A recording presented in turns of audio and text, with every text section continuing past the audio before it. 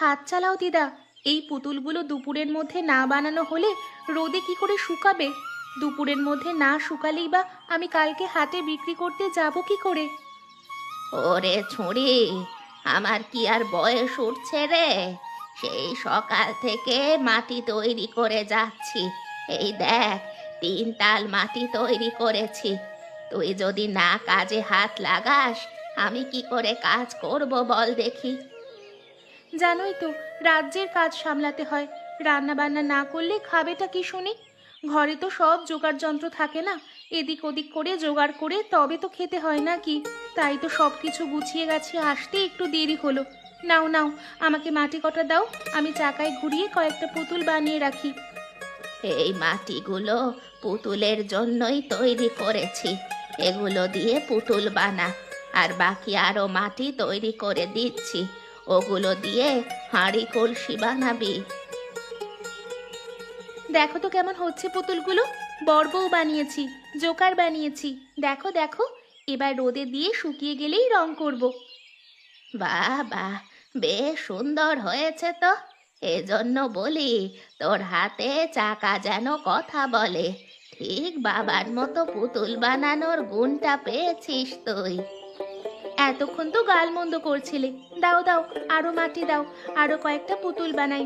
যত বেশি পুতুল বানাবো তত বেশি উপার্জন করতে পারবো। জানোই তো, সপ্তাহে তো মাত্র একদিনই হাট বসে।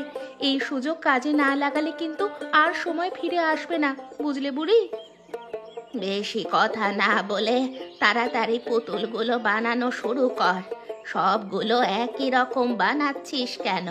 ছাড় দেখি, চাকাটা আমায় দে, আমি তোকে দেখিয়ে দিচ্ছি একটু অন্য রকম ধাঁচের পুতুল বানানো। চাকাটাকে এইভাবে ঘুরিয়ে মাটি এইভাবে দিবি, দেখবি অন্য রকম ভাবে পুতুল বানানো যাবে। দেখ দেখ, ভালো করে মনোযোগ দিয়ে দেখ আমি কিভাবে হাত ঘোরাচ্ছি। বাবা, এ তো দারুণ গো! একই রকম হাতের কাজ তো আমি আগে কখনো দেখিনি। তাহলে তোমার এলেম আছে বলতে হবে বুড়ি। থাকবে না? কুমোর ঘরের মেয়ে হয়ে জন্মেছিলাম, আবার কুমোর ঘরের বউ হয়েছি। এইটুকু হাতের কাজ তো জানতেই হবে রে ছুঁড়ি। দেখ দেখ, ওই কাঁচা কলসিখানা দেখ, কি সুন্দর নকশা করেছি। বাবা, খুব সুন্দর। সত্যি সত্যি বুড়ি, তোমার হাতে জাদু আছে। একদম মিহি বাঁশের কঞ্চি দিয়ে একদম ধরে ধরে সুন্দর করে নকশা করতে হয়, না হলে কি আর বাজারে খরিদ্দার এমনি এমনি নেবে তোর জিনিস? এবার তাড়াতাড়ি যেগুলো হয়েছে ওগুলো রোদে বিছিয়ে দিয়ে আমায় খেতে দিবি চল। পেটে ছুঁচো বৈঠক দিচ্ছে। হ্যাঁ হ্যাঁ, তাই করছি তাই করছি। তুমিও হাতের কাজগুলো সেরে নাও, আমিও এগুলো রোদে দিয়ে দিচ্ছি। শোন লাকি, পুলিশ যেভাবে আমাদের পেছনে পড়েছে, ওরা আমাদেরকে কিছুক্ষণের মধ্যেই ধরে ফেলতে পারে। আমাদের তাড়াতাড়ি কিছু একটা করতে হবে। করবোটা কি? চারিদিকে তো ঘুটঘুটে অন্ধকার। তাছাড়া আমরা ছুটতে ছুটতে অন্য একটা রাস্তায় এসে পড়েছি। দেখতে তো দেখে তো মনে হচ্ছে একটা অজপাড়াগা গ্রাম। সে তো বুঝতে পারছি, কিন্তু তুই এবার একটু করে তোর এই হাতের আলোটা সামনের দিকে ধর দেখি। পাগল হয়েছিস নাকি? ওরে পেছনে পুলিশ, আলো দেখলি তো আমাদেরকে ধরতে আসবে। আরে তুই চিন্তা করিস না, ওরা অন্য পথে গিয়েছে, আমি দেখছি। তাড়াতাড়ি আলোটা সামনের দিকে দেখা দেখি কাছাকাছি কোনো ঘর বা অন্য কিছু আছে কিনা। এই যে দেখ, মনে হচ্ছে সামনে একটা বাঁশের বাড়ি আছে। বাড়িটা কিন্তু তেমন পাকাপোক্ত নয়, গিয়ে ঢোকাই যায়। হুট করে ঢোকা যাবে না, এসব জায়গা আমরা চিনি না। যদি চিৎকার করে লোক জড়ো করে তাহলে সমস্যায় পড়ে যাব। ভেবে চিনতে পা বাড়াতে হবে। চুপচাপ আমার পেছনে পেছনে আয়।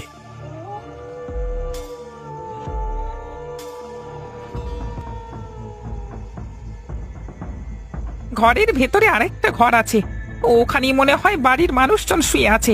ওই দেখ বন্ধু, সামনে অনেক মাটির জিনিসপত্র, একটা পয়সার ভাঁড়ও আছে দেখছি। ওখানে আপাতত হিরেগুলোকে রাখি, কালকে সকালে এসে যা হোক করে ব্যবস্থা করে নিয়ে যাব।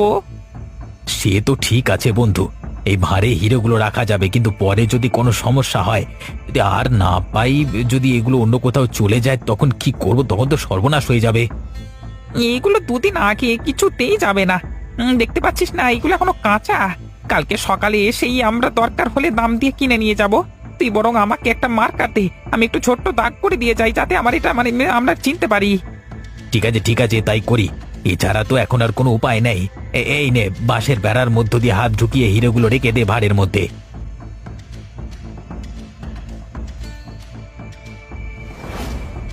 সবকিছু ঠিকঠাক ভাবে রেখে দিলাম, এবার মার্কার দিয়েও দাগ করে দিলাম। এবার তাড়াতাড়ি এখান থেকে চলে যাই, চল, কেউ দেখবার আগে চল।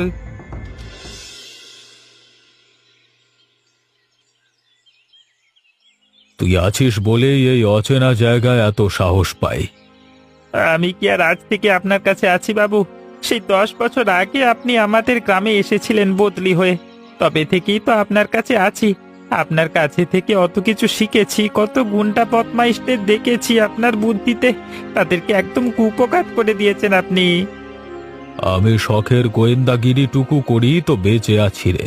চাকরি করবার ইচ্ছে আমার কোনো কালই ছিল না, নেহাত পেটের দায়ে এ কাজ করি। অনেক কথা হয়েছে বাবু, এই ভোরবেলায় যার জন্য আমার আশা, একদম টাটকা খেজুরের রস খেয়ে নিন দেখি।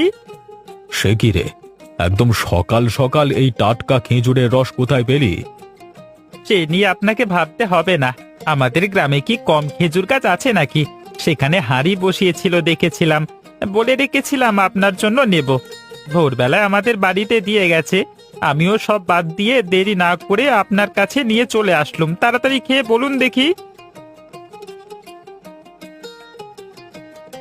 এ তো একদম অমৃত রে। সত্যি তুই ছিলি বলি তো মাঠে টাটকা সবজি ফল আর একটা নিজের মতো কথা বলবার মানুষ পেয়েছি। আপনি আমার জন্য কম করেছেন বাবু? আমার ছেলেটার স্কুলের খরচ, আমার বাড়ির যখন যা প্রয়োজন, সবই তো আপনি দেন। ভালো কথা। কালকে রাতে পুলিশের বড়বাবু আমাকে দুটো ছবি পাঠিয়েছেন। মহামূল্যবান হিরে চুরি করে দুটো চোর আমাদের গ্রামের দিকেই এসেছে। এর আগে অনেক বড় বড় চুরি ডাকাতি করেছে। প্রয়োজন হলে এরা মানুষ খুন করতেও একবারও ভাবে না। খুব ডেঞ্জারাস ক্রিমিনাল। আপনি চিন্তা করবেন না বাবু, প্রতিবার যেমন আমি আপনাকে সাহায্য করে এসেছি, এবারও সেভাবেই সাহায্য করব। ভরসা রাখুন। আমি এখন যাই, ওই রুনুদের বাড়িতে বাঁশের ঘরটা সারিয়ে দিতে হবে। মেয়েটা কতবার বলেছে আমাকে। একটু বাইরে বেরিয়ে আসুন দেখি, বাড়ি থেকে আছেন? বাড়িতে আমি আছি, বলুন কি দরকার? দরকার আছে, কিন্তু তোমার মতো পুচকে ছোড়া আমাদের কোনো দরকারে লাগবে না। বাড়ির বড় মানুষকে ডাকো, বড় মানুষকে। পুচকে বলবে না বলে দিচ্ছি। এই দেখেছো তো আমার পিঠে কি আছে? তীর ধনুক, একদম এটা দিয়ে সবকিছু করতে পারি আমি। কথার কি আছে? আর বাড়িতে যখন কেউ নেয় চুপচাপ ভাড়াটা নিয়ে কেটে পড়ি, চলো না। আরে বাবা, এখান থেকে একবার বেরিয়ে যেতে পারলে কি আর এখানে ফিরবো নাকি? ওই দেখ, সামনেই তো মাটির সব জিনিসপত্র সাজানো আছে। চুপচাপ ভাতটা নিয়ে এখান থেকে ছুট দি চল। বাচ্চা ছেলেটা যদি কিছু বলে ওকে একদম খতম করে দেব। সাহস তো কম নয় তোমাদের, আমাকে না বলে হাত দিচ্ছ। তারাও তোমাদের দেখাচ্ছি মজা। এই নাও তীরের ঠেলা সামলাও। ও মা গো, মরে গেলাম গো, মেরে ফেললো রে বাপরে। হাতটা পুরো রক্তাক্ত করে ফেললো রে বাপরে। ও বাপরে বাপরে। সাহস কত? আমি থাকতে আমার দিদির জিনিস নিয়ে এভাবে যাবে তোমরা? আর এক মুহূর্ত যদি এখানে দাঁড়িয়েছো। লাকি, এখন এখান থেকে বেরিয়ে চল। আমার এখন অবস্থা ভালো লাগছে না, রাতে আসবো। দিনের আলোতে বেশি কিছু করা উচিত না। কেউ চলে আসতে পারে, কিন্তু চারিদিকে সবাই নজর রাখছে। দে তো মা, আর কয়েকটা বড় বড় কঞ্চি কেটে এনে দে দেখি। তোদের রান্নাঘরের দিকটা ভালো করে দেওয়াল দিয়ে দি। এবছর যা শীত পড়েছে, হু হু করে ঠান্ডা বাতাস ঘরে ঢুকবে। বাঁশ, কঞ্চি, দড়ি সবকিছুই গুছিয়ে রেখেছি, তাড়াতাড়ি করে সেরে ফেলো তো। আর আজ দুপুরে কিন্তু তুমি আর পুপু আমাদের বাড়িতেই খেয়ে নেবে। সে না হয় হবে এক্ষণ। তুই আমাকে দড়িটা দে, আমি ভালো করে টেনে ধরি। তুই ওপাশ থেকে টেনে ধরবি, যেন একদম শক্ত হয়ে বাঁধা থাকে। আমিও এপাশে ভালো করে ধরে রাখছি। বাঁশগুলো সব ভালো করে পুঁতেছো তো? সব ভালো করে পুঁতে দিয়েছি। যা, তোর বাঁশের বাড়ি বানিয়ে দিয়েছি। তোর এদিকে আর তাকাতে হবে না ফিরে। তাই যেন হয় কাকা। গরিব মেয়ে, জানোই তো, একা দিদাকে নিয়ে থাকি। সব সময় কি আর অত টাকা পয়সা খরচ করতে পারি? মা চল, এবার তোদের ওইদিকে যেদিকে মাটির জিনিসগুলো রাখা থাকে, এই দিকটা ভালো করে তৈরি করে দি। এই মেয়ে, ওটুকু করে দিলি তো কাজ শেষ। পুরো একদম তোদের বাঁশের বাড়ি তৈরি। কিন্তু ওখানে কিন্তু সাবধানে কাজ করো কাকা। নিচে সব মাটির জিনিস রাখা আছে, কিন্তু সরাতেও পারবো না, না হলে তো সরিয়েই দিতাম। আরে হ্যাঁ হ্যাঁ ঠিক আছে, আমি দেখে শুনে করব। তুই আমাকে একটা একটা করে বাঁশ ধরিয়ে দে, আমি একটা একটা করে ওপরে দিয়ে দিচ্ছি। সাবধানে দিবি কিন্তু, আগে ওপরটা না ঠিক করলে নিচটা ঠিক করতে পারবো না যে। ঠিক আছে, আমি একটা একটা ধরিয়ে দিচ্ছি, তুমি বরং সাবধানে কাজ করো। পুপুর মুখে শুনলাম সকালে নাকি এসেছিল তোদের ঘরে, তীর ধনুকের ভয় দেখিয়ে তাড়িয়েছে। হ্যাঁ কাকু, আমিও এসে শুনলাম। দিদিমা তো বাড়িতে নেই, আমি একটু কাজে বাইরে বেরিয়েছিলাম পুপুকে রেখে, আর এর মধ্যেই নাকি এত সব কাণ্ড ঘটে গেছে। জানি না কি গুপ্তধন খুঁজতে এসেছিল। কাকা ধরো, বাঁশখানা ধরো।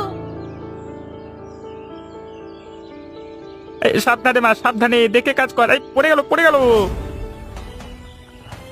কি সর্বনাশ হলো কাকা, কতগুলো মাটির জিনিস ভেঙে গেল। এবার আমি কালকে হাটে কি বিক্রি করব? সর্বনাশ হয়ে গেল গো কাকা, সর্বনাশ হয়ে গেল। তোর মাটির ভাঁটটা ভেঙে ওগুলো কি চকচক করছে বলতো? দে তো দেখি আমার হাতে। বেশ মূল্যবান জিনিস মনে হচ্ছে দূর থেকে, এত তীব্র আলোর ছটা ছড়াচ্ছে। আমিও তো এতক্ষণ লক্ষ্য করিনি, এসব জিনিস আমাদের ঘরে কোত্থেকে এলো। এবার বোধহয় আমি জিনিসটা দিয়ে চার করে ফেলতে পেরেছি।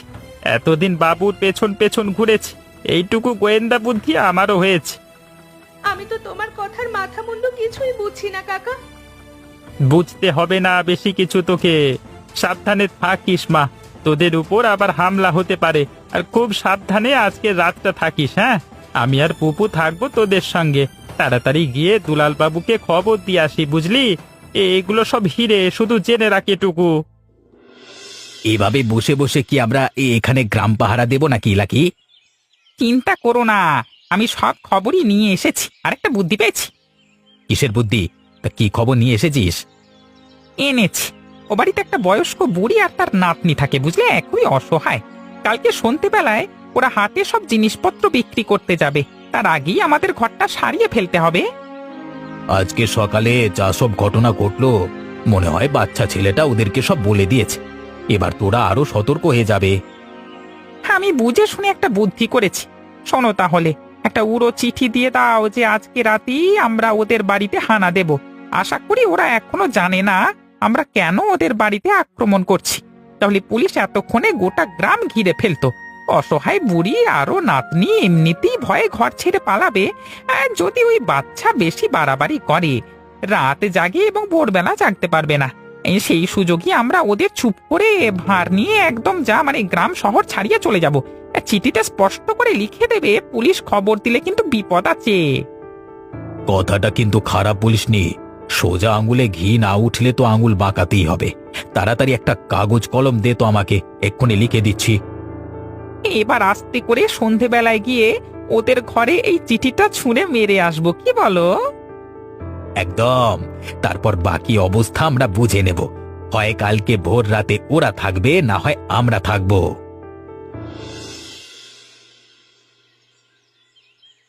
এই যে বীর পালোয়ান, আমাকে তোর তীর ধনুক দিয়ে ওই গাছের পেয়ারাখানা পেরে দে তো দেখি।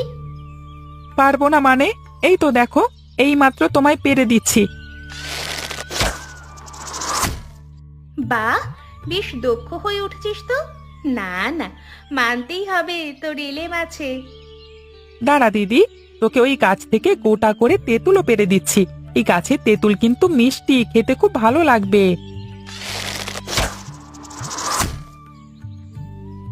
বাবা, সত্যিই তোরে ভাই, কি মিষ্টি তেঁতুল, দারুণ খেতে। আরো গোটা কয়েক পেরে দে তো দেখি, বাড়ি নিয়ে যাব সঙ্গে করে। তেঁতুলের আচার করে খাওয়াবো কিন্তু। সত্যি খাওয়াবি দিদি? তোকে আরো কয়েকটা তেঁতুল পেরে দি। দুলাল জেঠু যে তোর মতো একটা গাধাকে ঘোড়া তৈরি করেছে, এই জন্য ওনাকে অনেক ধন্যবাদ। চল চল, বাড়ি চল, সন্ধে নেমে আসছে। চারপাশের পরিবেশ ভালো নয়, চোর ডাকাত দিয়ে ভরে গেছে।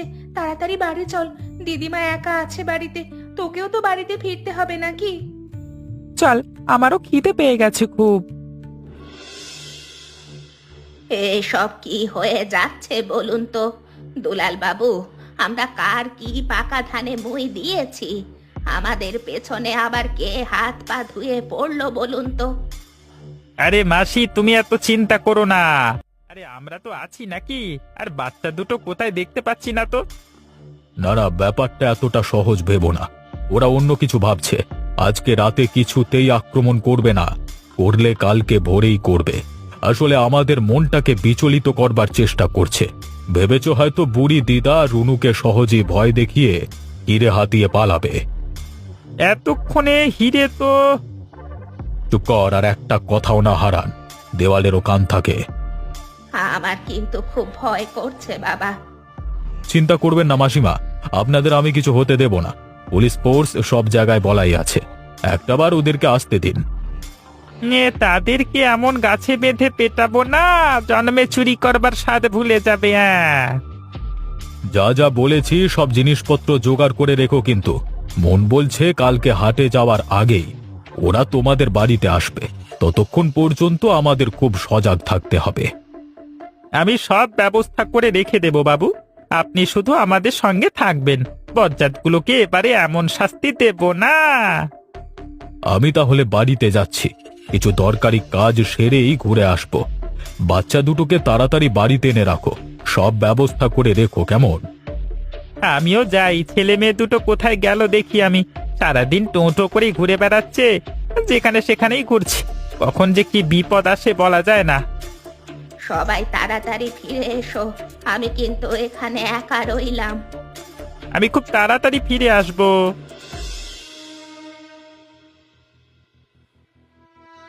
সাবধান সবাই, মনে হয় ওরা আসছে। ভোর হয়ে গেছে, ওরা কিন্তু আর বেশি দেরি করবে না। চিন্তা করবেন না বাবু, ওদের স্বাগত জানানোর জন্য সব ব্যবস্থা আমি করে রেখেছি। বেটা ছেলেরা আসুক না একবার। ঢুকছে মনে হয়, ওরা ঢুকছে ঢুকছে। আস্তে করে ঘরের ভেতর ঢুকে ভাড়া নিয়ে চলে আসবি, কাকপক্ষিত যেন টেন না বা। ঠিক আছে, মনে হয় ওরা সব ঘুমিয়ে পড়েছে, চারিদিকে খুব নিশ্চুপ। এক্ষুনি নিচ্ছি। চলে গেল, ব্যথা হচ্ছে। কিসে কাটলো? ওরে বাপরে, এখানে কিছু আছে নাকি? ওরে বাড়ি কিচ্ছু হবে না, তারা আমি যাচ্ছি। মাগো, এত জোরে আচার খেলাম কি করে? উড়ে বাপরে, সামনে তো কিছু নেই। কি ভেবেছিলে ওরা তোমাদের জন্য বরণ ডালা সাজিয়ে রাখবে? নিশ্চয়ই এগুলো ওদেরই বুদ্ধি। তাড়াতাড়ি পালাও এখান থেকে, চলো তাড়াতাড়ি কেটে পড়ি। তোদেরকে কি আর এত সহজে আমরা ছাড়তে পারি? আগে একটু অতিথি আপ্যায়ন করি। তাড়াতাড়ি বেঁধে ফেলো বদমাস দুটোকে।